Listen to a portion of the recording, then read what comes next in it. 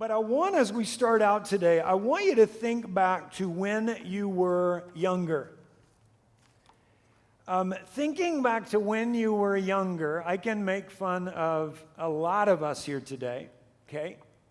Me included.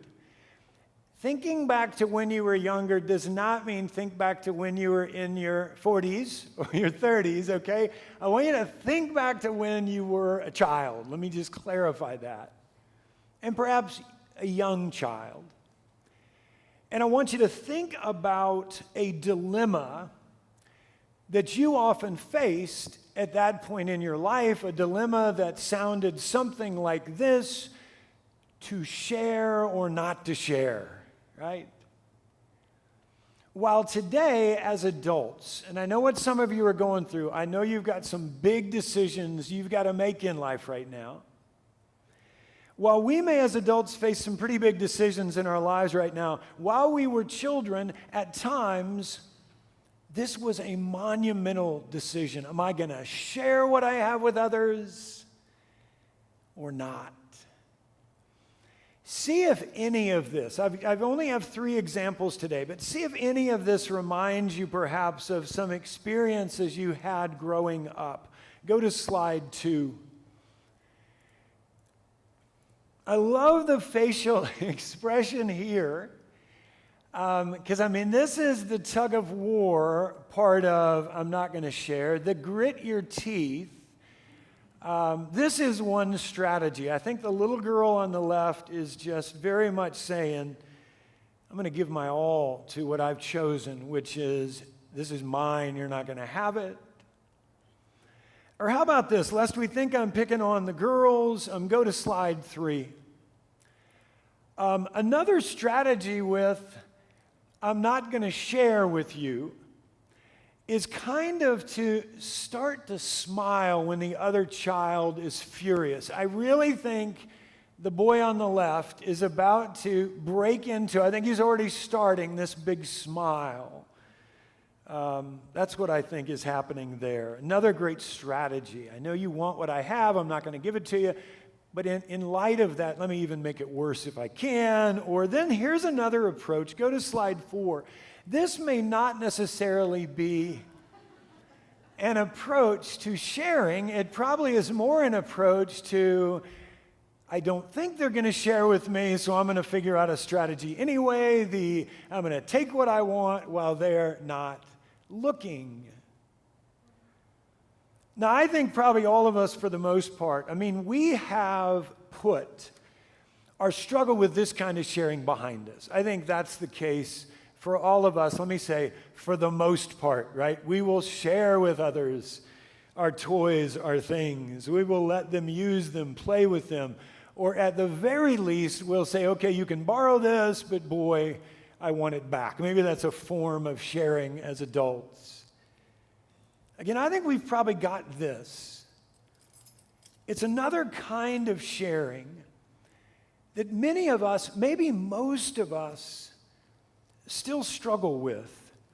The sharing not of our toys, but of our story. Or the sharing not of our things, but of our faith walk. If I were to ask you today, turn to the person next to you and share a bit about God's vision for your life. You've been working on this for the last 3 weeks. Taking certain steps as we've walked along with Nehemiah, saying, okay, these are things I've got to do in order to begin to sense God's vision for me. These are things I've got to do to now begin to define that better. Having done that over the last few weeks, if I were to say to you today, hey, turn to the person next to you and share a bit about what that vision is, that vision God has for your life. Many of you, if not most of you, would get kind of this sick feeling in your stomach, because for some of us, that terrifies us. It's uncomfortable at best. And thus, that's what we want to talk about today. Why we need to fight through that uncomfortableness whenever we feel it, because we've got to share God's vision with others. Another part of living it out. For the past few weeks, we've been talking about the importance of vision, the power of vision. Weeks 1 and 2, as I said, weeks 1 and 2, having talked about, okay, here's how we can discern it, here's how we can define it. Having worked on that weeks 1 and 2, last week we began to broach the topic of what we're going to talk about today, sharing the vision God has placed on our hearts with others. And remember what we said last week as relates to, and really hear this, as relates to a first reason we need to share in this way, because now we're coming to the second part of sharing. Remember what we said last week as relates to a first reason we need to do this, because only if we share our vision with others, only then will we receive what we need from others in order to be successful living this vision out. And remember a bit of what we said. I know some of you were not able to be here, so almost just to give you a sense of what I mean by that. On the one hand, we need to share our vision with others because we need kind of three things if we're going to live our vision out. One, we need to share our vision with others to receive the assistance we're going to need from others. There are certain things that only certain people in our lives can give to us in order for us to be successful with this. We said last week, Nehemiah, for example, needed the assistance of the king, and so he knew he had to share with him, and he got what he needed. We've got to do the same thing at times. We said, secondly, last week, we also usually, if we're going to be successful living out the vision God has for us, we're going to need helpers, we're going to need co-workers, we're going to need people to come alongside us. Certainly that was the case for Nehemiah. He needed the people in Jerusalem to help him rebuild the city, rebuild the wall. And so what do we know? Again, we're not going to have help like that if we don't share our vision with others. But then we also said this, and I think we often forget this.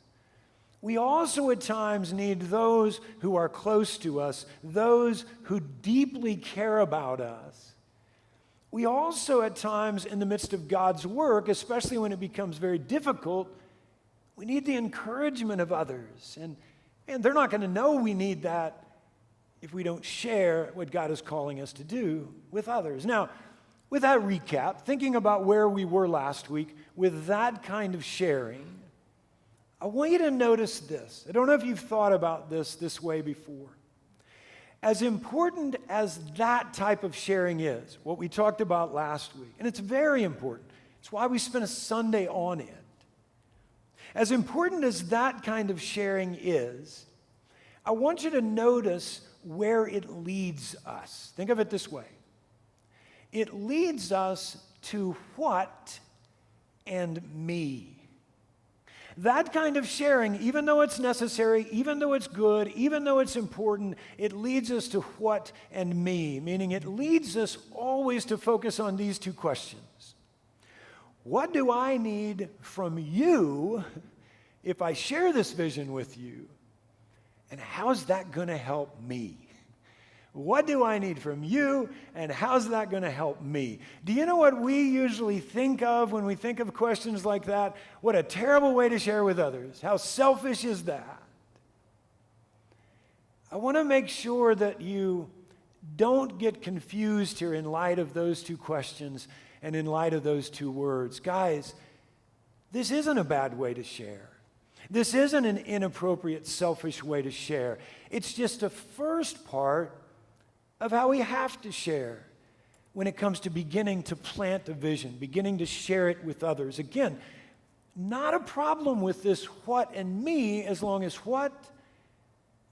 we don't stop there and go no further with our sharing. To better understand that, what I mean by that again, remember how Nehemiah goes about this. Because Nehemiah really is saying to us in this passage, you got to do both. The kind of sharing we talked about last week and then what we're going to unpack today.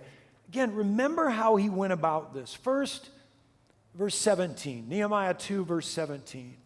It says, then I said to them, he's referring to himself here, then I said to them, you see the trouble we are in, Jerusalem lies in ruins, the city lies in ruins, and its gates have been burned with fire. And initially, he's just sharing with the people in Jerusalem to say, I've scouted things out.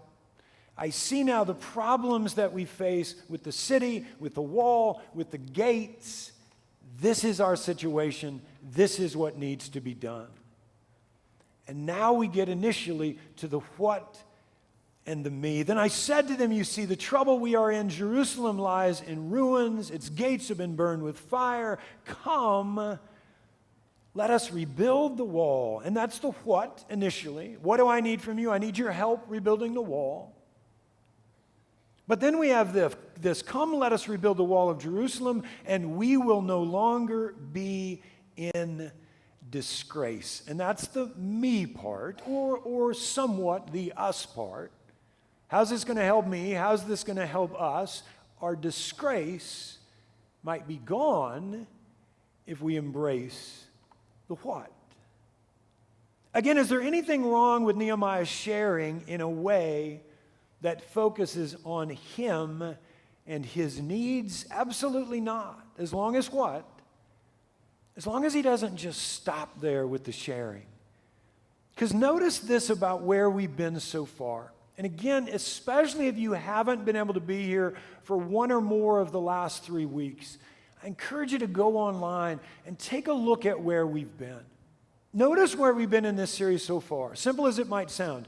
We've talked about what does God want me to do, right? Simple question, but a question that takes some work. What does God want me to do? We've talked about how does God want me to go about that, strategy. And then we've even talked about, thinking of last week, we've even talked about again, so who does God want me to partner with as I try to carry out this work that he's given me to do? But even covering those bases, that still leaves one question.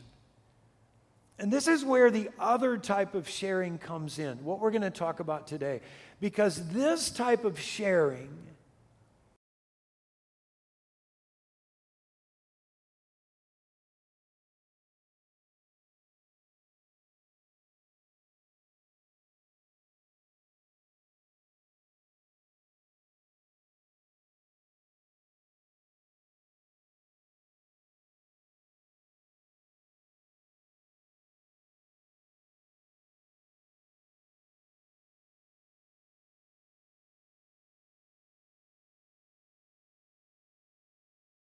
the second question. Ponder this.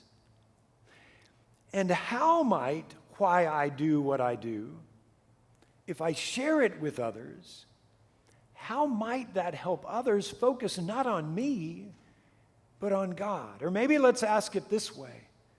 How might why I do what I do, if I share that with others, how might that lead them to begin to think about God's vision for their lives? Pretty important, pretty amazing what that shift can do. Sharing yes to say, here's what I need from you, here's how it's going to help me, but now to make that shift to, oh yeah, here's why I do what I do. Not about me, it's about God. Sharing that in the hopes that that might inspire others to embrace their own vision with God's help. To make this a little more clear what we're talking about here, let's look back at our story for a minute. Honestly, we might think that once Nehemiah has shared his vision with the people around him in terms of the very practical, the what and me, we might honestly think once he shared with those in Jerusalem to say, here's what must be done and here's how you can help me. Many of us honestly looking at that would say, isn't he good to go? The work now is going to be done. The people understand what they need to do. Nehemiah understood what we need to always understand. He understood there was yet another level of sharing that he hadn't got to yet. Nehemiah understood there was another level of sharing that he needed to get to. And so he says this to them now in verse 18. Hear the contrast, if you will. Having told them of the work that needed to be done, the what, he then says this, so critically important. I also told them about the gracious hand of my God on me. And that's where Nehemiah is saying to them, in essence, here's why I'm doing what I'm doing. I want to please God. I want to honor God through my actions. Why? Because God's the one who's given me this work in the first place. I also told him about the gracious hand of my God on me and what the king had said to me. They replied, hearing that why, they replied, let's start rebuilding. So they began this good work. And I really hope you can now sense this here. They're now saying that so wholeheartedly. They're now even diving into the work because now they know the whole story. Knowing not just the what they need to do, now they know why Nehemiah is doing it and thus why they need to do it, so that they can honor God as well, so that they can please God as well, or even so that they can embrace this vision that God hasn't just given to Nehemiah, He's really given it to them. Here's what Nehemiah gives us in just these 2 verses. He gives us a wonderful template for sharing a vision with others. Saying to us here not only that it's important for us to do this, to flesh that out a little more, he also says this as well. That when we share in this way, we've got to make sure we never just stop with the what. Instead, whenever we share in this way with others, we got to make sure we also consistently share the why. Hear this. Because as that why focuses others on God, then this might be the result. They might now again be inspired to seek out God's vision for their own life. With that in mind, in the time we have remaining, I want to lead you to just work on a couple of questions. With that in mind, we need to share in this way. Not just information what, but inspiration why. With that in mind, let's work through 2 questions. The first being this. Why do you do what you do? Are you clear on that? Why do you do what you do? Connected to the vision you're living out, connected to the ministry you're involved in.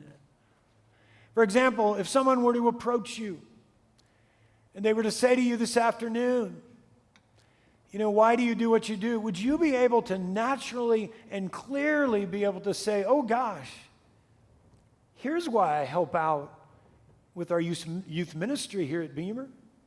Here's why I serve at the Thrift House. Here's why each morning I come a little early in order to be a greeter before worship. Here's why I do that. Guys, as important as it is to serve in those ways, and man, it's important. You bless me as I come in on a Sunday morning, ready to greet with a smile. As important as it is to serve in those ways, it's also critical to be able to tell people why we do those things. Because the why is going to move the focus from you to God. And so first you got to get the why very clear in your mind. But then when that is clear for you, a second question remains. With whom do you need to share that why? With whom do you need to share that why? Again, not necessarily spouse, not necessarily best friend, though at times might be the case. You can inspire them as well. But oftentimes it's going to be that coworker, it's going to be that acquaintance, maybe someone who doesn't seem to know God deeply yet. First get clear when it comes to the why, but then the second question, with whom do you need to share that why? Knowing that that might inspire them to think about God in their life, to think about God's vision for them. Now, here's where things get a little bit dicey. Let's be honest. Think about where we started. If while many of us are now pretty comfortable sharing our toys with others, but we're not very comfortable sharing our faith with others, then maybe we got to work at this a bit.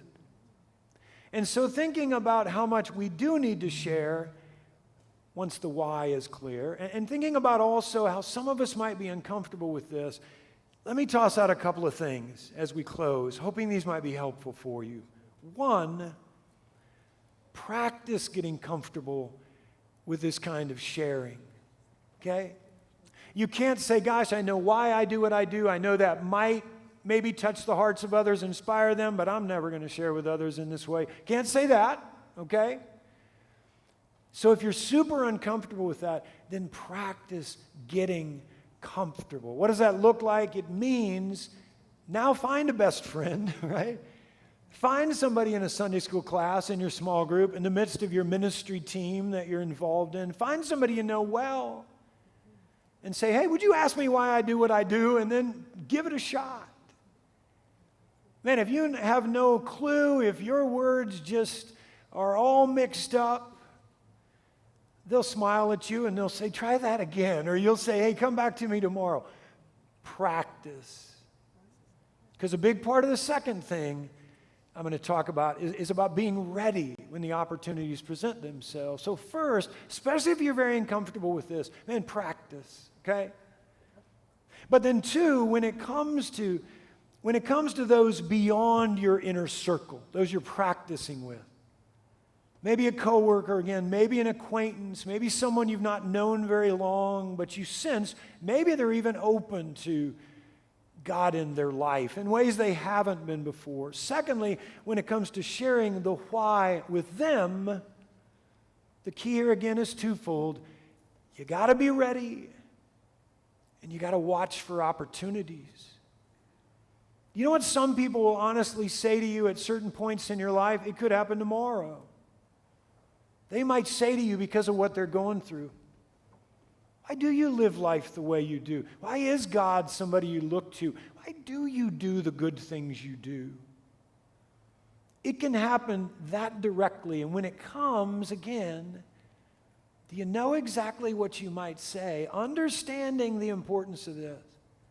Because what might happen if you share as God would have you share? What might happen if you're clear in offering the why? Might just open their heart to God's purpose for that life and for their life. And then what happens with that, man? Again, the ripple effect. Now, two of you engaging the what and sharing the why. Love being with you on a Sunday morning, even as you commit to the next 3 Sundays, 3 more Sundays in the series, even as you commit to either tuning in online or being here live, even as you commit to that. Take a look at these 2 questions. Ask them of yourself over and over again over the next few days that you might get clearer and clearer and clearer. You see the questions on your insert. Honestly, take them home and keep asking them. Why do I do what I do? Why? But then secondly, with whom do I need to share that? Or maybe even focus that on God. God, you know who I need to be sharing with. So you lead me to those with whom I need to share the why. Let's pray.